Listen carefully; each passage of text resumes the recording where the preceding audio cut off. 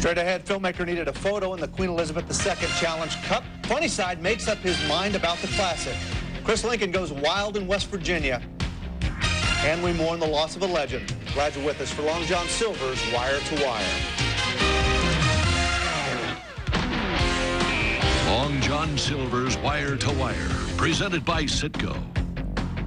Welcome to Wire to Wire. Jeff Metters along with Randy Moss, and every generation or so an athlete comes along that defines his sport. Bill Shoemaker was one of those athletes. Shoemaker rode with grace and quiet dignity, known for all sports fans, coast to coast, not just racing fans, by the one word, sort of like Magic, Ali, Bird. He was known simply as Shoe. A lot of cases he was called Silent Shoe, but boy, he sure spoke volumes on the track. Weighed 2 pounds when he was born, grew to 4 feet 11 inches in height, weighed 95 pounds, but he was a giant in the sport.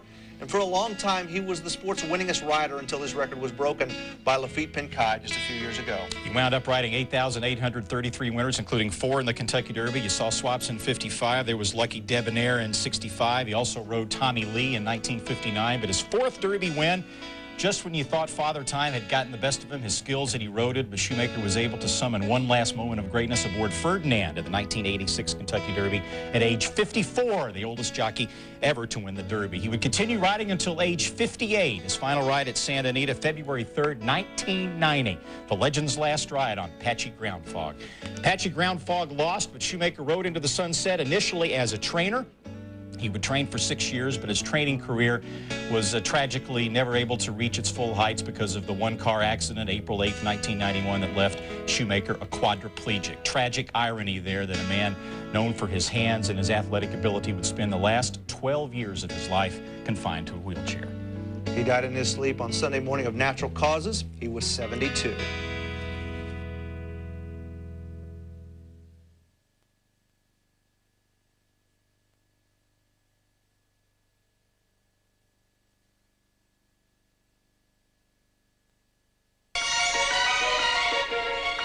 ESPN proudly presents the greatest day in world thoroughbred racing, the Breeders' Cup, October 26 on ESPN. The Breeders' Cup Classic powered by Dodge. You got to hand it to these guys. You know, they could stay in the barn and very possibly Funny Side could win the 3-year-old championship. The odds are stacked against him in the Breeders' Cup Classic, coming off a layoff, been sick and everything. But unlike some of these other guys, they don't want to stay in the barn and back into a championship. By gosh, they're going to go out there and they're going to run Funny Side the way it should be done. Hasn't raced since the Haskell in early August where he finished 3rd, but Barkley Tag, he's rolling the dice a little bit. And of course, they're going to lose their jockey now because Jose Santos was already committed to ride Vol Pony because he didn't think Funny Side was going to run. And the early scuttlebutt is that Julie Crone very possibly could inherit the mount on Funny Side. And it's funny how the absence of Mineshaft has freed up Perfect Drift's schedule. Perfect Drift will now go. It's definitive now. He will go to Santa Anita for the Breeders' Cup Classic. And because of all the delays in making that decision, Perfect Drift's lost his jockey. Pat Day, already committed to 10 Most Wanted. Perfect Drift will now be ridden in the Classic by that guy, Hall of Famer Gary Stevens. Other classic news, 10 Pins is out, and Tocket, believe it or not, is in. But Gary Stevens will ride Perfect Drift in the Classic. Great time to go to ESPN.com, click on Horse Racing. There's a special Breeders' Cup section there. That way you can keep up with the latest news, and believe me, it seems to change almost hourly. And now Chris Lincoln and Dave Johnson in West Virginia for the Breeders' Classic. Let's turn it over to those guys.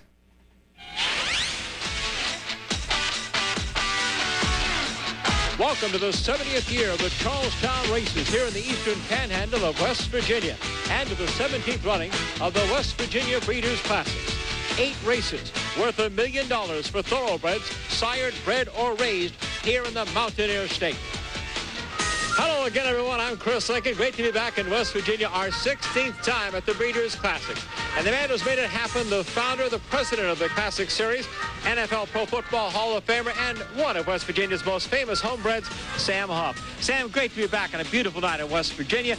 Tell us about what this event, over 17 years now, has meant to the races here? Well, this is the 17th year, you just said, and what we have now is $1 million weekend here. You know, at one time, this racetrack, 17 years ago, this racetrack was closed. So we had 1,200 people out of jobs, and their families needed the money and everything. So we worked very hard with the legislature, and we worked very hard in a breeding program. And tonight, as I said, $1 million in purses, which goes directly to the horsemen, the trainers, and the owners that help make this so good for everybody that's here. We have great management at this racetrack now. Peter Carlino, Penn National Gaming, has done a great job with it. So I'm very proud of what we've been able to do. And with, by the way, ESPN's help. With you and Dave Johnson and Charles E. Canty and everybody from ESPN has helped make this the biggest event in West Virginia. The Charlestown Races and Slots now boasts more than 271,000 square feet of gaming space, some 3,500 slot machines. The impact it's had, well, the purse is now about $140,000 a night for racing here. And the man who's joined us to call all the races, give us a preview, Dave Johnson. And Chris, to underscore what a great card of racing was in store, the co-feature on the card, $150,000 BB&T Cavada for fillies and mares at 7 furlongs. Looking for her 4th win in a row was the 1-2 favorite, number 5, Fancy Buckles. But it was Sweet Annuity who had the lead as the two hooked up at the top of the stretch. And down the stretch they come. Fancy Buckles on the outside leads ahead. Sweet Annuity coming back. Sweet Annuity on the inside regains command. Wins it 3 parts of a length. Yeah. And then to the feature. And with $250,000 on the line, it drew a maximum field of 10. Here's the top 5 we consider the major contenders. Number 1, Neil's Rodeo, a fast 4-year-old, but he's stretching out to 1 1/8 for the first time. Number 2, Straight Star, trained by James W. Casey, patriarch of the Casey clan, and members of that family have won the West Virginia Breeders' Cup Classic a record 8 times. Now the favorite was number 4, Cape Power, an easy 3-length winner of the Hilton Memorial here at Charlestown last out. Leading rider Anthony Mawing in the irons. Number 5, the late-running Adams Tribe, richest runner going into the Classic, had jockey Ramon Dominguez aboard, substituting for Travis Dunkelberger, who broke his collarbone in a spill here at Charlestown Friday night. A perfect night. Big crowd. The track was fast. And they're off in the West Virginia Breeders' Classic. And at the start, Straight Star stumbled and unseated the rider, Chris Martin, who's on the track. They round the far turn for the first time, and it's Adams Tribe leading the pack by half a length. The loose horse is at the rail. Then on the outside, that's Cool Mars, who's right up there with the leader. A gap of 2.5 lengths, and Neil's Rodeo along the inside races a third, followed by Cape Power as they pass the stands for the first time. It's the loose horse, the gray horse, who unseated the rider at the start. And then on the outside, Adams Tribe, who's having some problems with that loose horse. Cool Mars, who won this race back in 2000, is next at the rail in the yellow colors. Neil's Rodeo skims the rail. Racing third now. From between horses, Cape Power, Creative's Dream, in the orange cap, is boldly moving up on the outside. A gap of 3. Parisian Lord is next. Then comes Dance for John. In the fast-laden, Jared is second last. And the trailer is C.E.T. Singh, and now the loose horse has been pulled up. As they race down the backstretch, it's a 2-horse race up on the front end. On the inside, Cool Mars, who's trying to win this race again, has it by half a length. And now here comes the favorite, Cape Power, on the outside. And between them, it's Creative's Dream right there in third. Then a gap of 2.5 lengths. Neil's Rodeo is gaining on the inside, followed by Adams Tribe as they move to the top of the stretch. On the outside, it's Cape Power in front, but now angling to the middle of the racetrack. Here comes Neil's Rodeo, and between horses, Creative's Dream, and on the inside, Cool Mars. Down the stretch they come, and it's Cape Power with Anthony Mawing digging in and drawing clear to win it by 2.5 lengths. The favorite, number 4, Cape Power, the unofficial winner, will return to West Virginia to make the Breeders' Classic official. Talk to the winner coming up later on Wire to Wire. Our coverage from Charlestown brought to you by the West Virginia Breeders Association. And now in the final furlongs, the last 2 weeks, it's been an epic, more of a little mini documentary this week, isn't it? It is, and Claiborne Farm is actually front and center as we begin our final furlongs coverage with the Raven Run for 3-year-old fillies. This was Friday, 7 furlongs at Keeneland. And Claiborne Farm's Yell, ridden by Pat Day, who turned 50 years old on Monday, was the 3-2 favorite. Yell is charging down the outside of the final furlong to take the lead at the Raven Run. Ebony Breeze to second. Tina Bull now third. Yell is going to take the Raven Run, a gold bull for Claiborne. Yell wins it by 3 lengths. The Gold Bowl, very important to Claiborne. It's sort of a landmark given by Keeneland, representing 24 major wins at the track. And the Keeneland, the Claiborne matriarch, Waddell Hancock, 89 years old, was on hand for the moment. That is Waddell in a wheelchair. A big moment also for her son, Seth, who was pretty choked up after Yell's victory. Then a long shot to bring you in the Asterita on a horrible track at Belmont Park. 2-year-old fillies in the slot. This was Sunday. 28-1, Spectacular Moon rallies to win it under Jorge Chavez. Kind of a weak race, but we wanted to show you the long shot. Calder Derby, another Claiborne horse. Stroll. Strolls home, 3 3/4 lengths, ridden by Jerry Bailey. Rank early, but he got through along the inside on the backstretch, trained by Bill Mott. The 63rd stakes win of the year for Bailey, chasing the record of 68 set by Mike Smith in 94. Also at Calder, the Spin to Buck, Tour of the Cat. In this race for older horses at 1 1/16, wins it over 2 times. Spin to Buck winner, Best of the Rest, who finished second. Tour of the Cat, ridden by Abad Cabasso Jr. The My Dear Girl, Chatter. Will you look at this? She just broke her maiden by 23 1/4 lengths, and she wins the My Dear Girl by 19 1/2. The only thing that went wrong, her owner John Franks had plane trouble and couldn't get there. The In Reality Stakes, also for 2-year-olds. The My Dear Girl for 2-year-old fillies. In Reality, the Colts and Geldings. Sir Oscar ran his record of 5 for 5 with this 2 1/4 length win in that one. And finally at Belmont Park, the Lawrence Realization, heavily favored Kickin' Chris, ridden by Javier Castellano, wins it on Saturday. That race at 1.5 miles on the turf. Hollywood Derby expected to be his next start. You know how to pick a winner? We'll go to ESPN.com, click on Horse Racing, play the Pick 6 Challenge presented by Digiturf Virtual Horse Racing. A winner this week, week number 9, you'll play for $600. Still to come, more from West Virginia. Plus, it was a photo finish in our race of the week. And later, we'll preview the Breeders' Cup Steeplechase.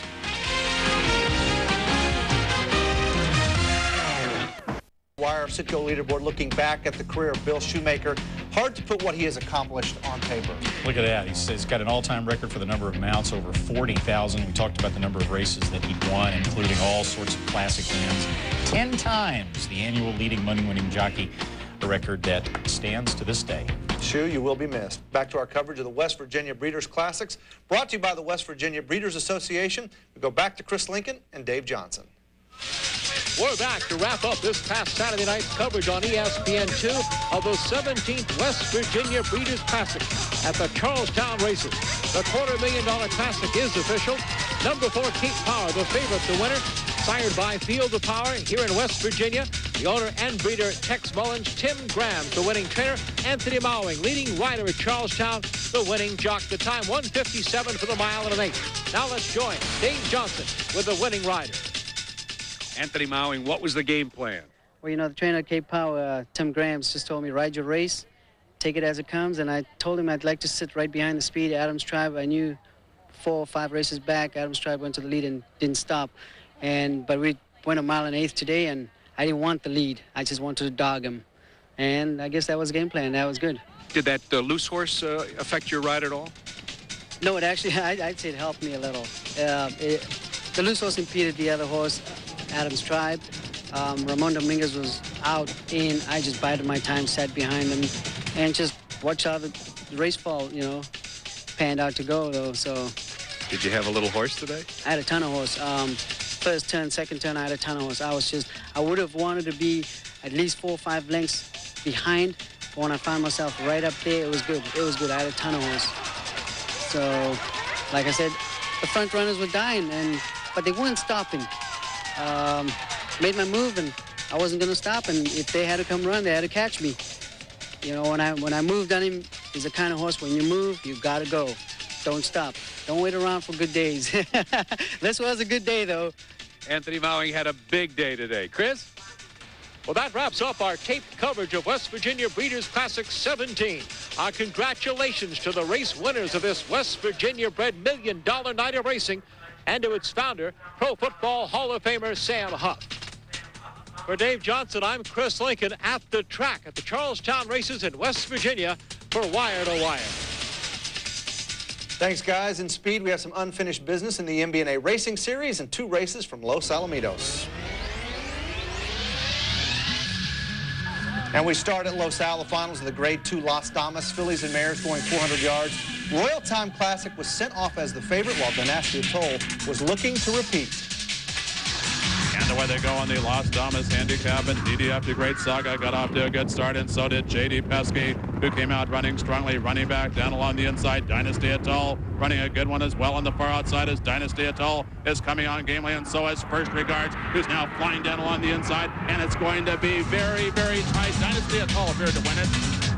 Last year, she knocked off Corona Cool to win this race. This year, she holds off J.D. Pesky. Bred in Brazil, she's a 5-year-old daughter of Toltac. The win was especially sweet for Alejandro Luna, who broke bones in his left foot back in June. It was his first stakes win since the injury. This horse now has 7 wins and earnings of nearly $200,000. On to the Pat Highland Memorial. The horse is 3 and up, going around 1 turn, 870 yards. The favorite was the Paul Jones-trained Available Credit. Less than 3/16 to go, and Available Credit is well clear. Opened up a 3.5 length lead. Now Get Solid begins to close in. Get Solid coming on gamely, but Available Credit still has command. He's drifting out, and Get Solid down along the inside, making good progress as Available Credit's leads just a length and a half. Get Solid continues to come on fast, but Available Credit too far in front early to lose this one. Available Credit goes wire to wire. Paul Jones credits the absence of Harbor Beach here for allowing his horse to make an easy lead. 3rd stakes win of the year for Available Credit. Get Solid was making his first California start. He stretches his streak of top 2 finishes to 9 races. 6 of those are wins. Now to Turf Paradise, the finals of the American Airlines West-Southwest Challenge. This is the juvenile division. Classy Making Money was the fastest qualifier, and it was no fluke. He polished off the field here. He would win by a length and a half and stick a 105 speed index on the board. Next stop is the MBNA America Challenge Championships, representing the West, Southwest in the American Airlines Final. Finally, the big boys and girls in the MBNA West, Southwest Challenge Championship. Older horses, 440 yards. Jazzing Cherry, a filly by Jazzing High. Good time, good speed index. Beat the boys and earns the spot in the big final. The MBNA America Challenge Championship will be on November 1st at Los Alamitos. We'll have the highlights right here on Wire to Wire. For information on how you can become a Racing American quarter horse owner, call 1-800-414-RIDE. And last but not least, our race of the week from Keeneland. Plus, a little bit later on, the preview of the Breeders' Cup Steeplechase. We will be right back.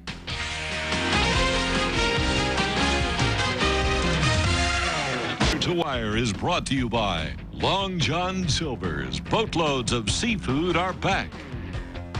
Citgo, we know you. NTRA.com. Play the Breeders' Cup Challenge. You could win great prizes and a shot at becoming the Handicapper of the Year. Register at www.ntra.com today. Charlestown Races, live racing all year round. The West Virginia Breeders' Classics. Equibase.com, your official online source for racing information, from entries to results and everything in between. Equibase.com is a service of Equibase Company, the thoroughbred industry's official database. Time for the race of the week, Saturday at Keeneland. Final stop on the road to the World Thoroughbred Championships, powered by Dodge, the $500,000 Queen Elizabeth II Challenge Cup. The best crowd they've had in their fall meeting there on Saturday, and you were part of that group. It's a beautiful day, a little warm. We brought the race to you on ESPN2 for 3-year-old fillies, 1 1/8 on the turf. It may or may not have Breeders' Cup filly and mare turf implications. The favorite there, as you'll see on the board, Indy 500, a heavy favorite, languishing way back there in the back of the pack. She would get nothing, but on the lead, keep an eye on the horse in the red and white. That's the French import Maiden Tower, who would fight hard all the way to the wire. Let's pick up the race in progress with Kurt Becker. Legend just off her flank to the outside. Casual Look is next to last. and odd is the trailer into the far turn. They got the half in 47 and 3/5 seconds. Maiden Tower setting the tempo, leading it by a length and a half. Sand Springs is second a neck. Ocean Drive is third a length. Here comes Filmmaker swinging wide from fourth. 3 lengths still to make up on the leader. Gap of 3 more back to Indy 500, who angles toward the center of the course. Maiden Tower still leads at a length and a half to Ocean Drive, Sand Springs, Filmmaker, and then Campsie Fells and Casual Look. Indy 500, not today. Final furlong. Here comes Filmmaker chasing after Maiden Tower. Ocean Drive, Casual Look, and then Campsie Fells. Maiden Tower short lead. Filmmaker on the outside.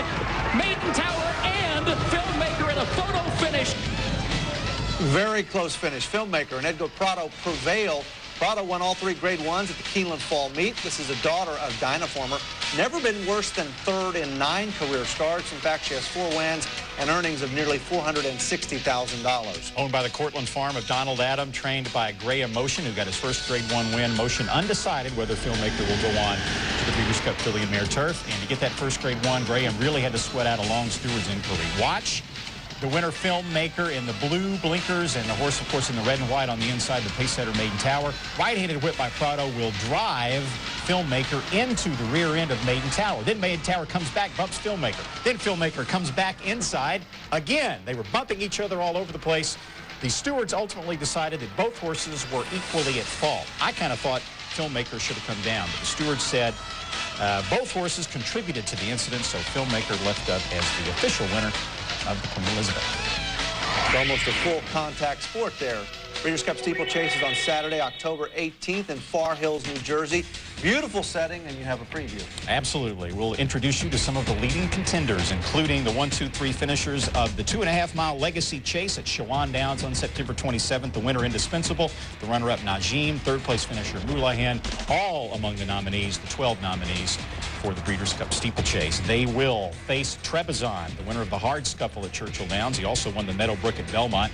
Those are the first and third legs of the Steeplechase Triple Crown. But the Triple Crown in this sport is a restricted event. They're restricted races, whereas the Breeders' Cup will be open company and much tougher. And the horse expected to win it. If they were betting, he'd be an odds-on favorite. Dynamo has made 8 starts as a jumper. He's won 6 of them, including that one, the Royal Chase at Keeneland, April 25th. The only times he was beaten, he fell once and he was second another time. Also a horse with previous Breeders' Cup experience, Pelagos, the gray, who finished 4th in the 2002 Breeders' Cup Steeplechase. But all the people in the know in steeplechase racing say that next week's Breeders' Cup Steeplechase should be McDynamo's to win or lose. And by the way, we'll have gate-to-wire coverage of that next week on Long John Silver's Wire to Wire. You can see the nominations there. Gorgeous time to be in Far Hills, New Jersey. And I touched on next week's show. You want to join us Thursday, 12:30 Eastern Time. Of course, the big thing there, a preview of the upcoming Breeders' Cup World Thoroughbred Championships. And your bags are packed and you're ready to go. You're standing there outside my door. John Denver's not going, but you are going out to Santa Anita. Absolutely. And the reason we're moving next week's Wire to Wire to Thursday is to make sure we get the pre-entry announcements in to show all the people on Wire to Wire. Normally Tuesday would be too early, but always after the key news events for all of our loyal viewers on Wire to Wire. So I'll be out there with us. I am jealous. I'll be here, but thanks for joining us. We'll see you next week on Long John Silver's Wire to Wire.